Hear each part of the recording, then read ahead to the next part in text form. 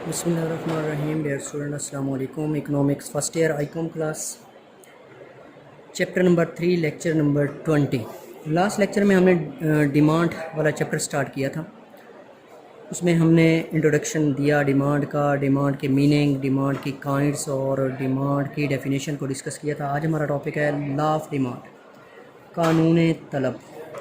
पहले चैप्टर में हमने मुआशी कवानीन डिस्कस किए थे। इकोनॉमिक लॉस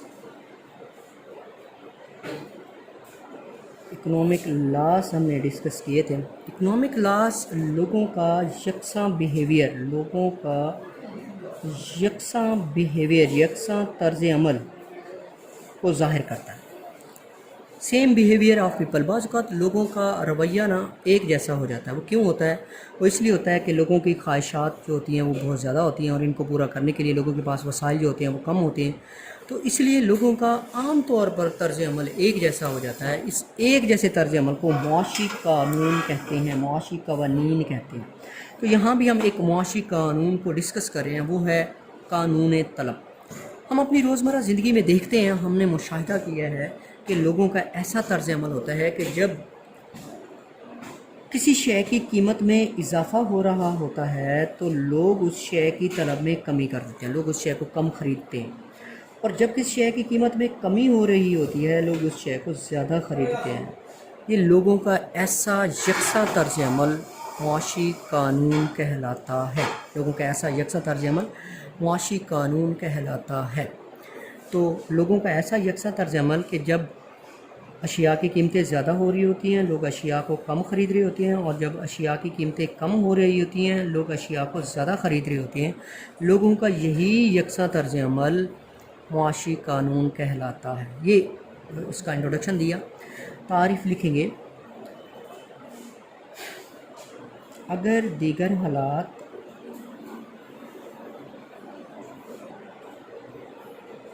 बदस्तूर रहें तो जब किसी शय की कीमत कम होती है इस शय की तलब बढ़ जाती है।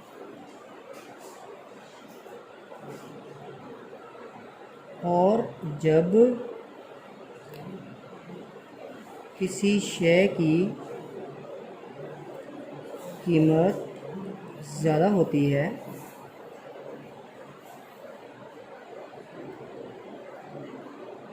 इस शय की तलब कम हो जाती है।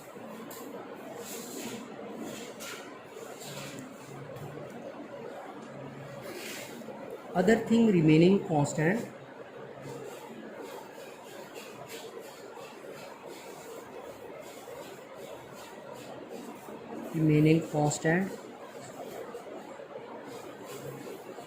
when price of a commodity increase its demand decrease,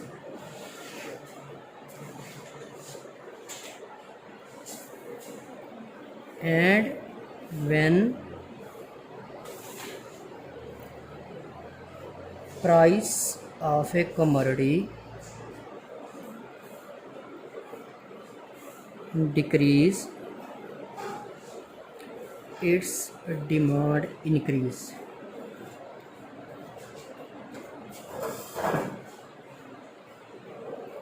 क्या है? अगर बाकी हालात बदस्तूर रहें। मुआशी कवानीन की खसूसियात में हम लोगों ने पढ़ा था कि मुआशी कवानीन शराइत पर मबनी होते हैं। कुछ चीज़ें होती हैं जो कानून पर असरअंदाज होती हैं। अगर हम इनको फ़र्ज़ ना करें कि ये चीज़ें तब्दील ना हो तो कानून गलत साबित हो जाता है। तो इसलिए हम ये एक सेंटेंस लिखते हैं, अगर दीगर हालात बदस्तूर रहें या अगर बाकी हालात बदस्तूर रहें, अदर थिंग रिमेनिंग कांस्टेंट। इसका मतलब कानून के मफरूज़ात होते हैं, असम्पशन ऑफ लॉज होते हैं, कानून के मफरूज़ात होते हैं। जो चीज़ें हम फ़र्ज़ कर रहे होते हैं ये वो चीज़ें होती हैं। ठीक है, यहाँ बुक में देखते हैं इसको ज़रा, लॉ ऑफ डिमांड को हम बुक से देखते हैं। देखें, आम मुशाहिदा कि जब किसी शय की कीमत कम हो जाए तो लोग इसकी ज़्यादा मिकदार ख़रीदते हैं, यानी इस शय की तलब बढ़ जाती है। और जब किसी शय की कीमत बढ़ जाए तो लोग इसकी कम मिकदार ख़रीदते हैं, यानी इस शय की तलब कम हो जाती है। कीमत के कम होने पर तलब के बढ़ जाने और कीमत के बढ़ जाने पर तलब के कम हो जाने के रुझान को कानून तलब कहते हैं। तारीफ़, दीगर हालात बदस्तूर रहते हुए, वही दीगर हालात, जब किसी शय की कीमत कम होती है तो इसकी तलब बढ़ जाती है और कीमत के बढ़ने पर इसकी तलब कम हो जाती है। ठीक है, ये इसकी डेफिनेशन है यहाँ तक। जहाँ वो बता रहा है कि यहाँ दीगर अमूर से मुराद वो अवामिल हैं जो कीमत के अलावा तलब में तब्दीली ला सकते हैं, लेकिन कानून तलब बयान करते वक्त ये फ़र्ज़ किया जाता है, यानी ये असम्पशन होते हैं, उसको हमें फ़र्ज़ करना पड़ता है कि ये चीज़ें तब्दील ना हो, तभी जाके कानून सही साबित होता है। अब हम इसकी वजाहत करते हैं, एक गोशवारा बनाते हैं, एक डायग्राम बनाते हैं, उससे इसकी वजाहत करते हैं। लिखेंगे कि अब हम इसकी वजाहत एक गोशवारा और डायग्राम से करते हैं। एक गोशवारा बनाता हूँ, गोशवारा स्केड्यूल। वो जो पीछे हम मैथमेटिकल एग्जांपल देते थे, यहाँ भी हम एक मैथमेटिकल एग्जांपल दे रहे हैं। हम एक तरफ लिख रहे हैं शय की कीमत, प्राइस, और एक तरफ लिख रहे हैं शय की डिमांड। डिमांड को आपने केजीज़ में ज़ाहिर करना है और प्राइस को आपने आरएस में ज़ाहिर करना है। ठीक है, ये आपकी प्राइस है, डिमांड। फॉर एग्जाम्पल आपकी प्राइस है जी 50 है, फिर कम हो के 40 हो गई है, फिर कम हो के 30 हो गई है, फिर कम हो के 20 हो गई है, फिर 10 हो गई है। डिमांड बढ़ रही है। जैसे प्राइस देखे नीचे पड़े, प्राइस कम होती जा रही है तो लाजमी तौर पर डिमांड बढ़ेगी। फॉर एग्जाम्पल डिमांड है 2, फिर बढ़कर 4, फिर 6, फिर 8, फिर 10। तो ये ऐसे बन गया, ये इसके लिए है, ये इसके लिए। ठीक है, जैसे जैसे प्राइस कम होती जा रही है, 50 जब प्राइस ज़्यादा थी, डिमांड कम थी, लोग उस शेयर को कम ख़रीद रहे थे। जैसे ही प्राइस में कमी हुई है, लोगों ने शेयर को ज़्यादा ख़रीदना शुरू कर दिया, और प्राइस में कमी हुई है, डिमांड में और इजाफा हो गया, और प्राइस में कमी हुई है, डिमांड में और इजाफा हो गया, और जैसे जैसे प्राइस में कमी होती जा रही है, डिमांड में वैसे वैसे इजाफा होता जा रहा है। अगर आप इस टेबल को ऊपर से नीचे पढ़ रहे हैं तो अगर आप नीचे से ऊपर पढ़ेंगे, देखिए प्राइस 10, 20, 30, 40, 50, प्राइस इंक्रीज़ हो रही है। अगर प्राइस इंक्रीज़ होगी तो डिमांड 10, 8, 6, 4, 2, डिमांड में कमी आती जा रही है। तो जैसे जैसे प्राइस में इजाफा होता जा रहा है, डिमांड में कमी होती जा रही है।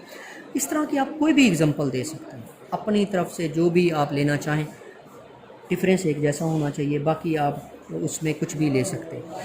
इसकी वजाहत भी लिखनी है, एक्सप्लेन लिखना है इसका। आपने लिखना है कि गोशवारे में 2 कॉलम लिए गए हैं, गोशवारे में 2 कॉलम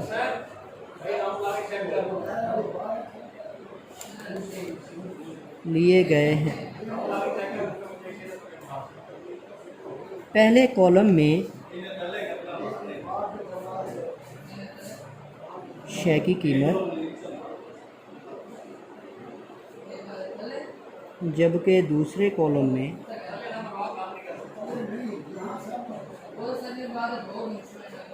शय की तलब ली गई।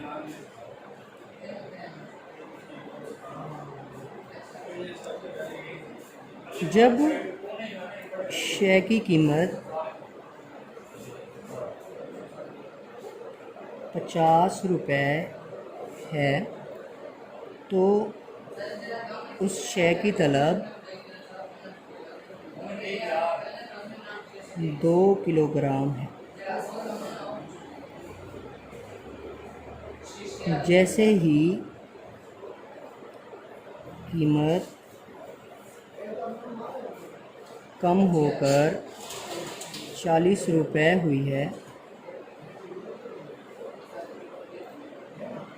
तलब बढ़कर 4 किलोग्राम हो गई है।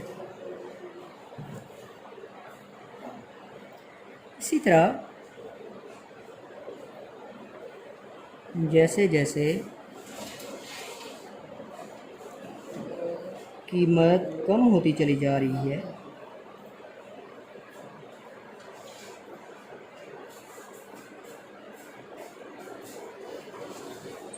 शय की तलब में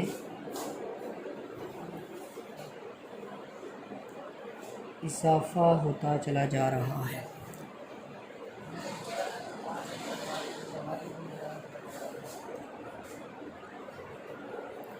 शय की कीमत और तलब के दरमियान इसी ताल्लुक़ को, इसी रिश्ते को कानून तलब कहते हैं। अब हम इसको डायग्राम से ज़रा एक्सप्लेन करेंगे। डायग्राम बनाते हैं इसकी। टेबल के मुताबिक हम इस डायग्राम को डिस्कस करते हैं। पीछे हमने डायग्राम्स बनाएंगे। डायग्राम में हम एक तरफ y पर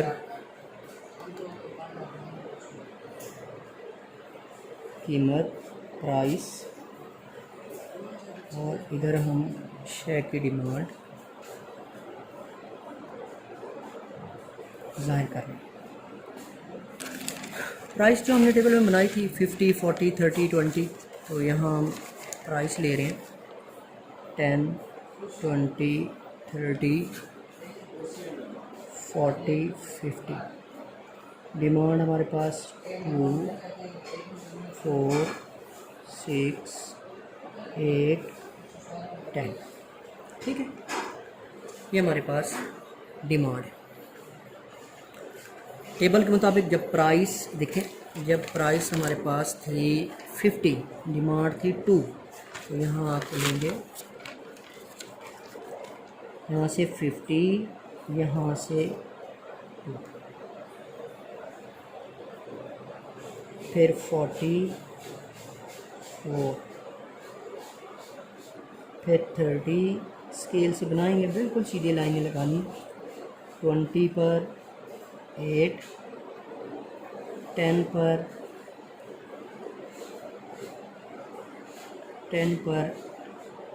10। ये जो आप पे 50 पे 2, एक ये आपके पास पॉइंट्स हैं। इन पॉइंट्स को एक सीधी लाइन खींच के ऐसे ज्वाइन कर लो। ये आपके पास डी डिमांड कर बन गए। ठीक है, इनको नाम दे दें। ए पॉइंट है, ये बी पॉइंट है, सी है, डी है, और ये कर्व ऊपर से नीचे की तरफ मूव कर रहा है। ये बता रहा है इस पॉइंट पर देखें, जब प्राइस 50 है, डिमांड 2 है, जब हम इस पॉइंट से इस पॉइंट पर आए हैं, प्राइस में कमी हुई है, 40 पे आई है, और डिमांड यहाँ से बढ़कर 4 पे चली गई। जब हम बी से सी पॉइंट पर आए हैं, प्राइस में और कमी हुई है, 30, डिमांड और बढ़ गई है 6। इसी तरह जैसे जैसे प्राइस में कमी आती जा रही है, डिमांड बढ़ती चली जा रही है। ये जो कर्व है ऊपर से नीचे की तरफ मूव करता जा रहा है। ठीक है, अब इसकी भी आप वजाहत लिखेंगे तो सबसे पहले लिखेंगे डायग्राम में ये एक्स एक्सिस होता है, ये वाई एक्सिस होता है। तो एक्स एक्सिस पर शय की तलब और वाई एक्सिस पर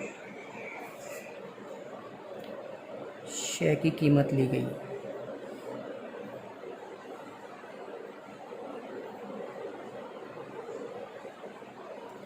ठीक है जी, जब शय की कीमत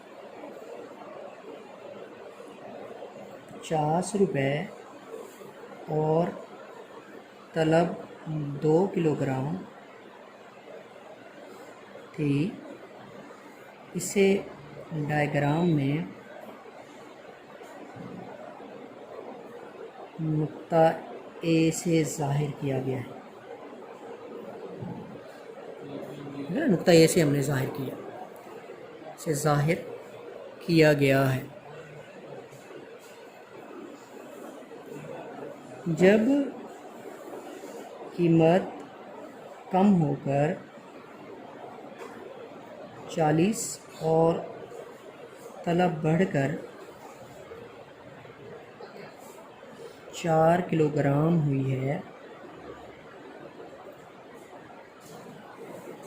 इसे नुक्ता बी से ज़ाहिर किया गया है। ठीक है जी।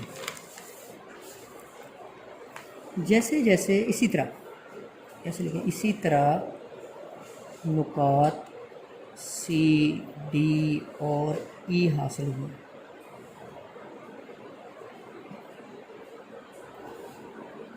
इस तरह नुकात सी, डी और ई हासिल हुए हैं। जैसे कि इसी तरह का मतलब है कीमत के कम होने पर, तलब के बढ़ने पर। इन नुकात को मिलाने से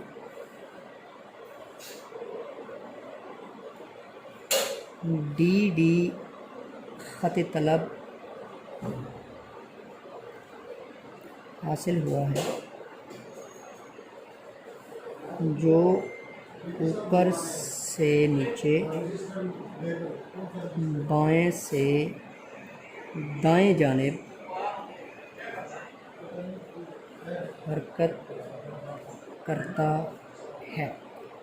इस ख़त का झुकाव मनफी होता है। ठीक है, ये ऊपर से नीचे आ रहा है। अब ये जो कर्व बन रहा है देखिए, ऊपर से नीचे आ रहा है तो मनफी झुका हुआ है। पीछे मैंने आप लोगों को मनफी झुकाव, तो इसके साथ एक शार्ट क्वेश्चन भी है कि ख़त तलब का झुकाव मनफी क्यों होता है। ख़त तलब का झुकाव मनफी क्यों होता है? इसकी 3 वजूहात होती हैं। वाई डिमांड कर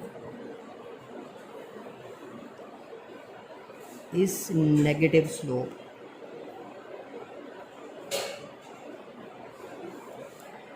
पहली होती है असरे आमदनी, आमदनी का असर, असरे आमदनी। दूसरा होता है असरे कीमत, और तीसरा होता है इस्तबदाली असर,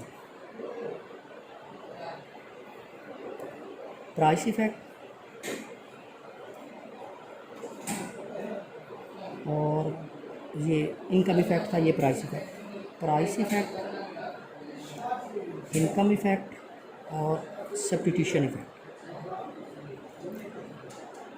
इनकम इफेक्ट, जब लोगों की इनकम बढ़ती है, लोग शय को ज़्यादा डिमांड करते हैं, शय को ज़्यादा डिमांड करेंगे और इनकम कब बढ़ेगी? जब कीमत कम होती है तो लोगों की इनकम में इजाफा होता है। देखिए असरे आमदनी, किसी शय की कीमत में कमी से ख़रीदारों की हकीकी क़ुव्वत आमदनी या क़ुव्वत ख़रीद बढ़ जाती है, लाज़मी तौर पर बढ़ेगी, हकीकी आमदनी बढ़ेगी। तो पहले जितनी ही रकम खर्च करके इस शय की ज़्यादा मकदार ख़रीद सकते हैं, लिहाजा तलब बढ़ जाती है।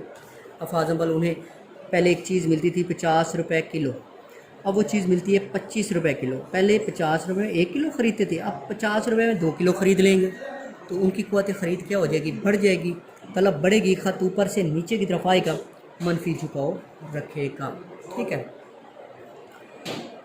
अच्छा जी, बढ़ जाती है वो पहले से ज़्यादा मकदार, लिहाजा तलब बढ़ जाती है। इस तरह जब कीमत में इजाफा होता है तो हकीकी आमदनी या क़ुव्वत ख़रीद कम हो जाती है, और वो पहले जितनी रकम खर्च करने से शय की कम मकदार ख़रीदते हैं, लिहाजा तलब कम हो जाती है, यानी ख़त तलब मनफी रुझान रखता है।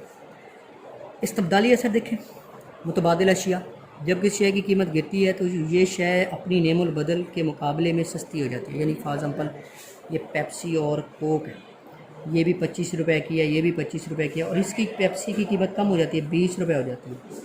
अब कोक के मुकाबले में पेप्सी सस्ती हो गई है, तो लोग कोक को छोड़कर पेप्सी को ज़्यादा यूज़ करेंगे। जब वो ज़्यादा यूज़ करेंगे तो इसकी डिमांड में इजाफा होगा, ख़त तलब ऊपर से नीचे की तरफ मूव करेगा, मनफी झुकाव रखेगा। जब किसी शय की कीमत गिरती है तो ये शय अपनी नेमुल बदल अशिया के मुकाबले में सस्ती हो जाती है, लिहाजा कुछ लोग जो पहले इसको नहीं ख़रीद सकते थे, अब निस्बतन सस्ती हो जाने की वजह से ख़रीदना शुरू कर देते हैं, इसकी तलब बढ़ जाती है, और इसकी वजह से क्या होता है?